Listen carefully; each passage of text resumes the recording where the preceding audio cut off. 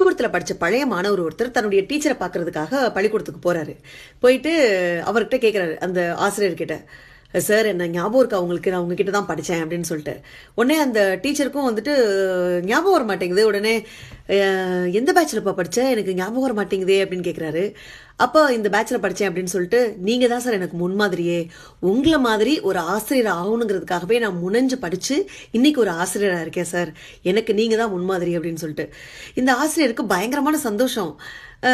எப்படிப்பா, எப்படி என்ன முன்மாதிரியாக எடுத்துக்கிட்டேன்னு சொல்கிற, என்ன என்ன விஷயம் நடந்தது அப்படின்னு கேட்குறாரு.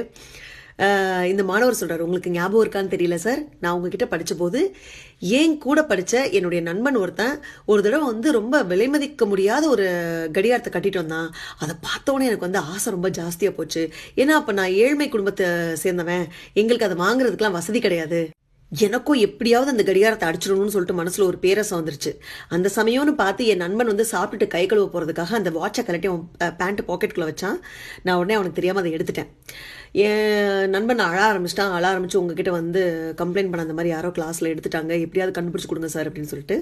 நீங்கள் என்ன பண்ணீங்க தெரியுமா, எந்தவித அறவுமே இல்லாமல் எல்லா பசங்களையும் வரிசையாக நிற்க வச்சு, டே எல்லாரும் கண்ணை கட்டுங்கடான்னு சொல்லிட்டு பொறுமையாக ஒவ்வொருத்தவங்க பேண்ட் பாக்கெட்டுக்குள்ளேயும் கை விட்டு பார்த்தீங்க.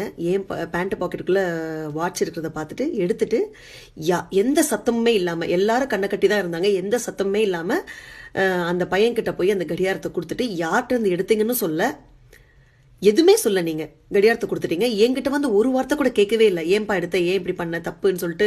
எல்லாரும் முன்னாடி என்னை அவமானப்படுத்தவும் இல்லை, திருடம் பட்டம் கட்டவும் இல்லை, என்னோட மானத்தையும் காப்பாற்றினீங்க, என்னோட சுயமரியாதையும் காப்பாற்றினீங்க. அன்னைக்கு தோணுச்சு சார், கற்பித்தல் எவ்வளோ பெரிய விஷயம்னு சொல்லிட்டு.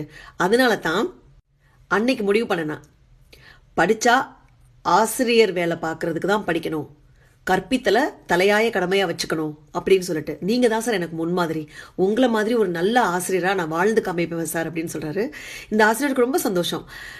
அற்புதம்பா, நல்லா பண்ணு, நல்லா வருவ அப்படின்னு சொல்கிறாரு. சரி, இப்போயாவது என் ஃபேஸ் உங்களுக்கு ஞாபகம் இருக்கான்னு சொல்லுங்களேன் சார் அப்படின்னு கேட்குறாரு. அப்பயும் அந்த ஆசிரியர் சொல்கிறாரு, இல்லையேப்பா, எனக்கு மூஞ்சி ஞாபகமே வரமாட்டேங்குதே அப்படின்னு சொல்லிட்டு. என்ன சார் இப்படி சொல்கிறீங்களே சார், எவ்வளோ பெரிய விஷயத்துலேருந்து என்னை காப்பாற்றுனீங்க, என் முகம் உங்களுக்கு ஞாபகம் இல்லையா சார் அப்படின்ட்டு. இல்லைப்பா, எப்படி ஞாபகம் வரும்னு சொல்கிறேன், நானும் அன்னைக்கு கண்ணை கட்டிட்டு தானே எல்லாரோட பாக்கெட்டுக்குள்ளேயும் கைவிட்டு யார் வச்சுருக்கான்னு பார்த்தேன், எனக்கு எப்படி உன் மூஞ்சி ஞாபகம் இருக்கும் அப்படின்னு சொன்னாராம். இவ்வளோ பெரிய விஷயம் பாருங்களேன். அந்த ஆசிரியர் நினச்சிருந்தா அன்னைக்கு அவருக்கு, அந்த மாணவருக்கு திருட்டு பட்டம் கொடுத்துருக்க முடியும். ஆனால் அதை பண்ணல அவர்.